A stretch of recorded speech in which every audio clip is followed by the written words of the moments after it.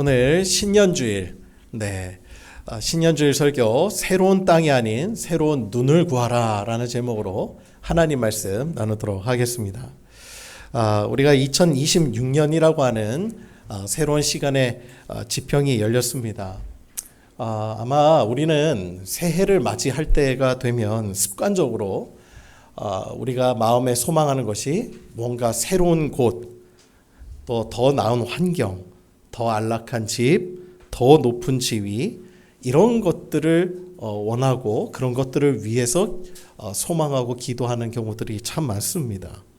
나를 어떤 괴롭히는 문제들이 혹은 싹 사라진 어떤 약속의 땅으로 지리적인 이동을 꿈꿀 때가 참 많이 있다는 것이죠. 그런데 프랑스의 소설가 마르셀 프루스트는 그의 대작 잃어버린 시간을 찾아서에서 우리에게 매우 의미심장한 성찰 한 가지를 깨닫게 해줍니다. 그가 책에서 이런 이야기를 써요. 진정한 발견의 항해는 새로운 풍경을 찾는 것이 아니라 새로운 눈을 갖는 것에 있다. 우리는 2025년이라는 이제 풍경을 뒤로하고 2026년이라는 새로운 풍경 속으로 들어왔다고 믿지만 사실 생각해 보면 우리가 서 있는 땅은 어제와 크게 다르지 않습니다. 여전히 경제는 불안정하고 정치는 혼란스럽고 우리의 육신은 작년보다 조금 더 노쇠하였다. 조금 더 늙었다. 그 변화뿐입니다. 달라진 것은 아무것도 없습니다. 만약 우리가 2026년에도 작년과 똑같은 낡은 눈을 가지고 살아간다면 이 시간은 결코 새해가 될 수가 없습니다. 그것은 단지 숫자의 변경일 뿐 어떤 신앙적인 의미에서의 신년은 결코 아닌 것이죠. 오늘 본문에 등장하는 모세 역시 인생의 가장 극적인 전환점을 맞이하게 됩니다. 그런데 그 전환점은 그가 화려한 왕궁으로 돌아갔을 때나 대단한 승리를 거두었을 때 찾아온 것이 아니었습니다. 40년 동안 지겹도록 보아왔던 거친 광야, 어제도 오늘도 내일도 양떼를 몰고 항상 지나가야 했던 그 익숙하고도 지루한 일상의 땅에서 바로 그곳에서 하나님을 만나게 됩니다.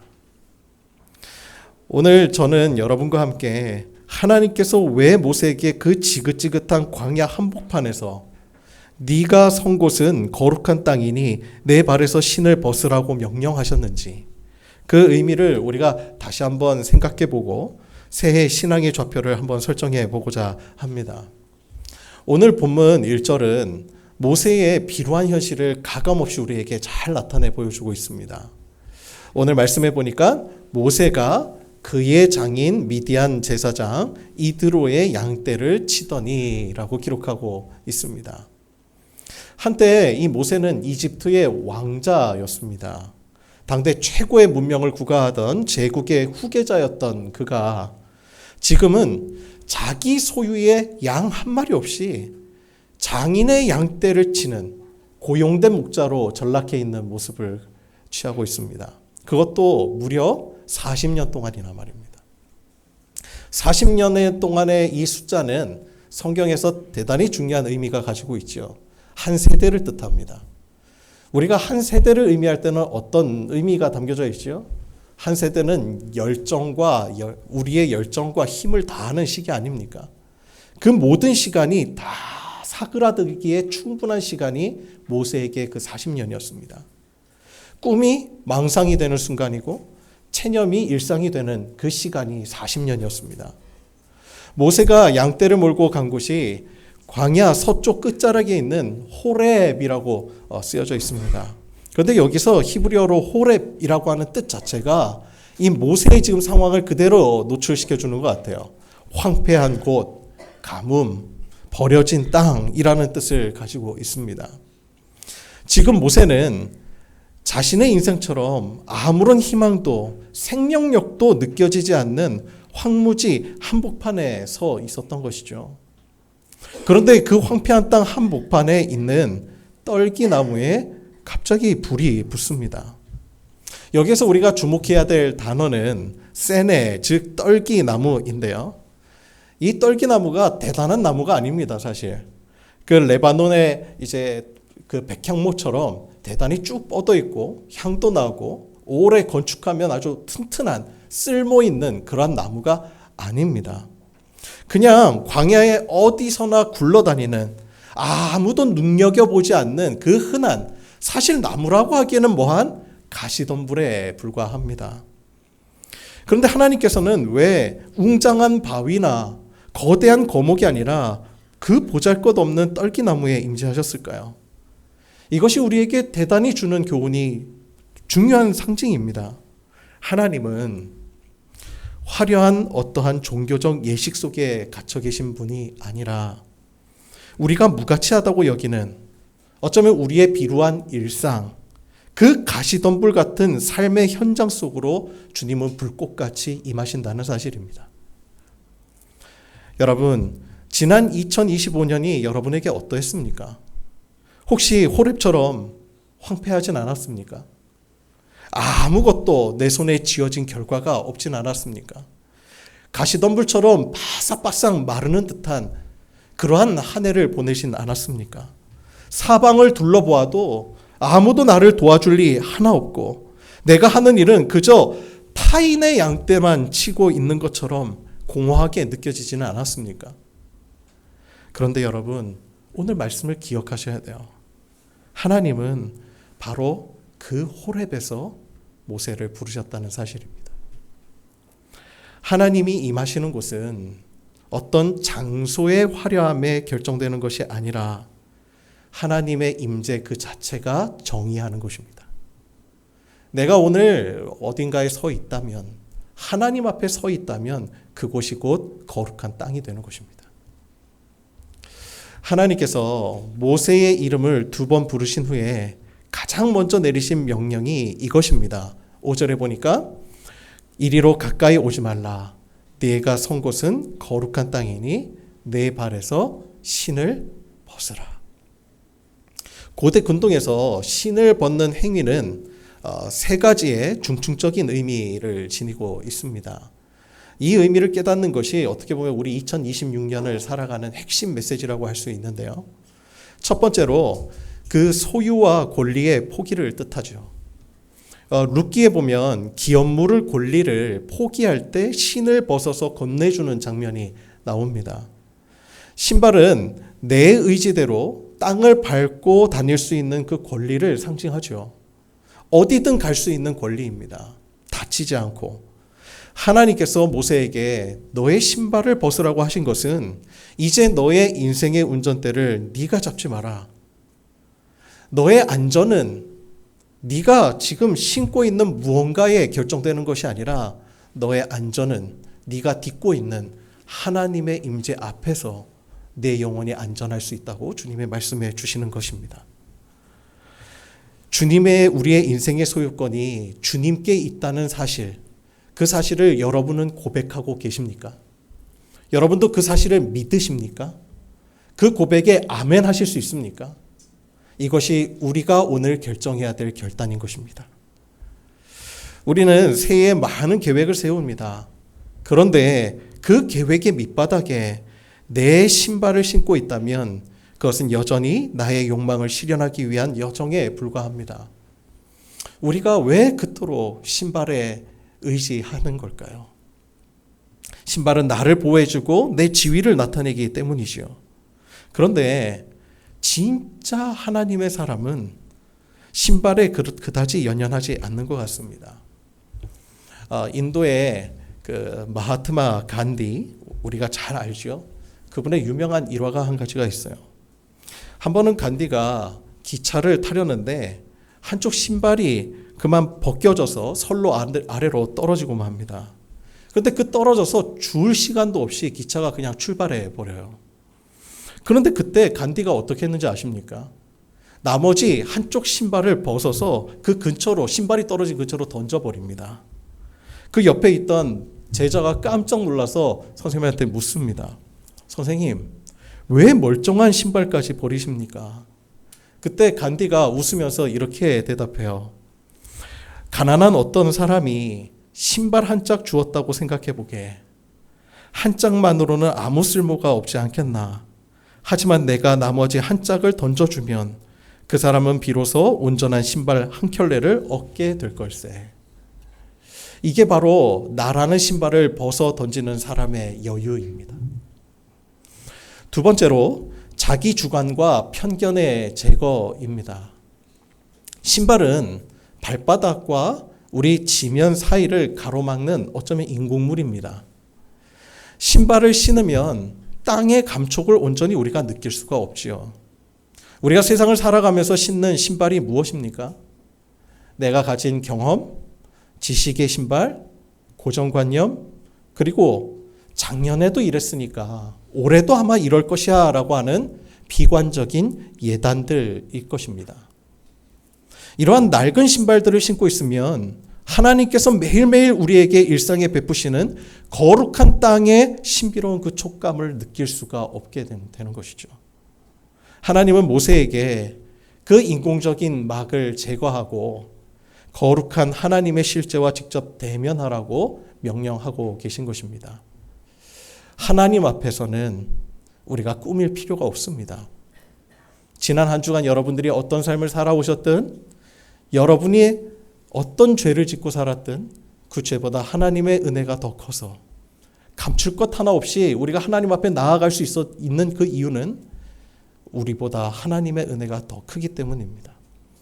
그래서 주님은요, 우리가 있는 그대로 감출 것 없이 신발을 벗고 주님 앞에 온전히 서기를 원하시는 것입니다. 세 번째로 이 신발을 벗는다는 의미는 노예의 신분으로 회개한다는 뜻입니다. 다시 내가 노예가 된다는 거죠. 즉 겸손을 의미하는 것입니다. 고대 사회에서 신발을 신지 않는 사람은 노예뿐이었습니다. 주인의 집안에서 노예는 맨발로 다녔죠. 우리가 하나님 앞에서 신을 벗는다는 것은 내가 하나님의 종임을 인정하는 지극히 겸손한 하나의 표현이라 싶습니다. 모세가 40년 전 이집트의 왕자로서 자기의 힘으로 민족을 구원해 보려고 부단히도 애썼습니다. 그때 그는 화려한 왕자의 신발을 신고 있었지요. 그런데 그 결과가 뭐지요? 그 힘으로 누군가를 살해해서 문제를 해결하려고 했습니다.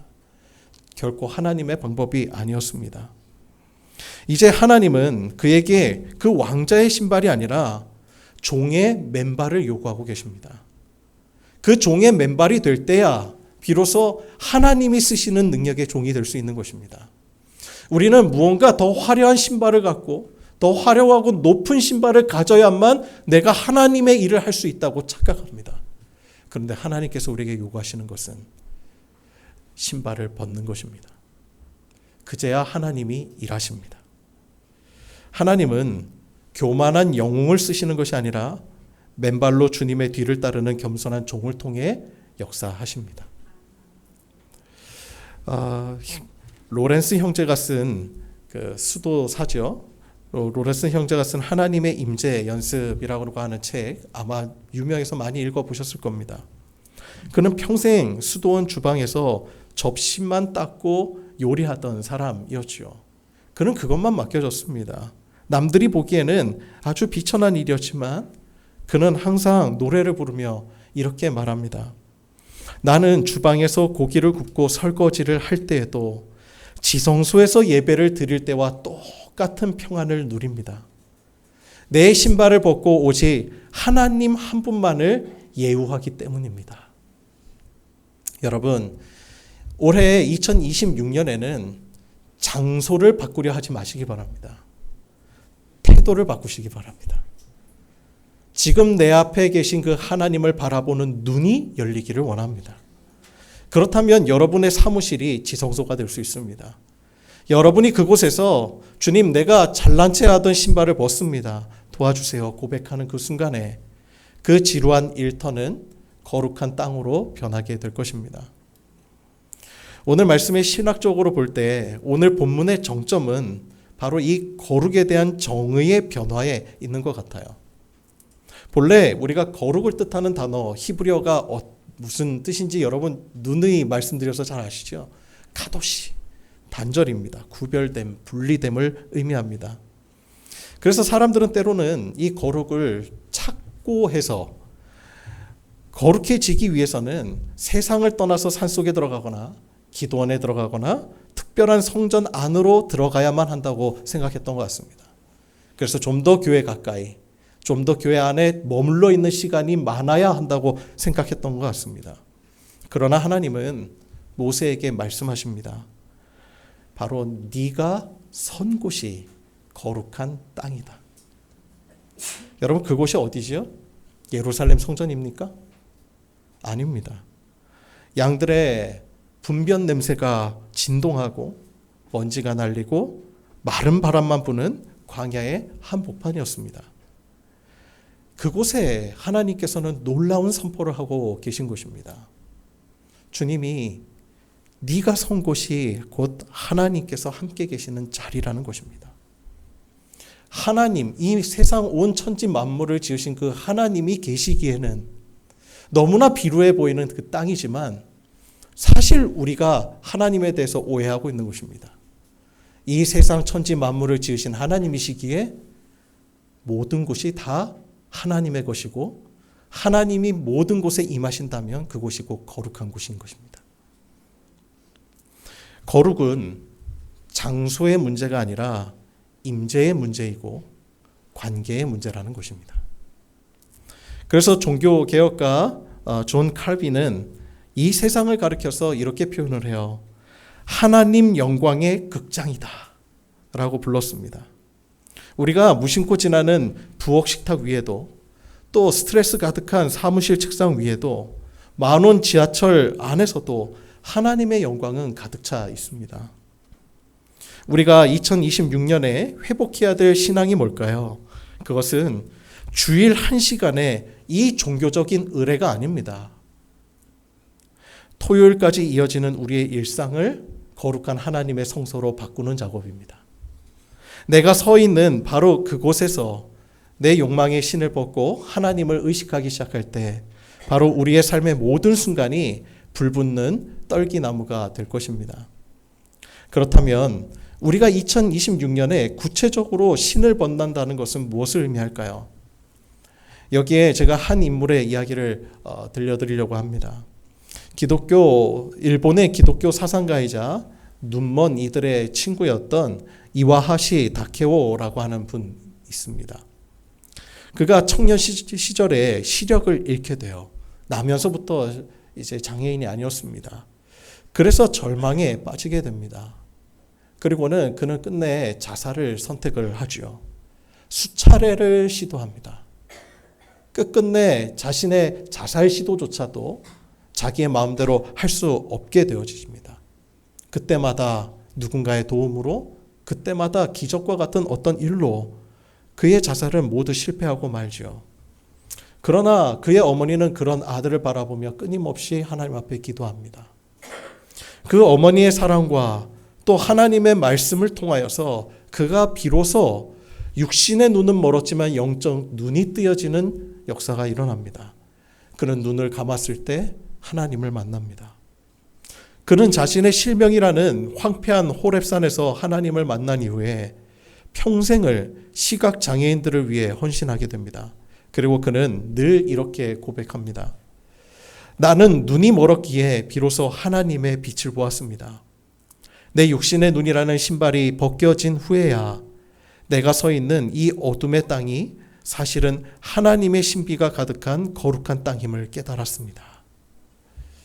여러분, 우리가 새해에 신을 벗는 실제적인 결단은 거창한 것이 아닙니다. 내 고집의 신발을 벗으시기 바랍니다. 내가 옳다는 생각, 내 방식대로 되어야 한다는 강박을 내려놓으시기 바랍니다.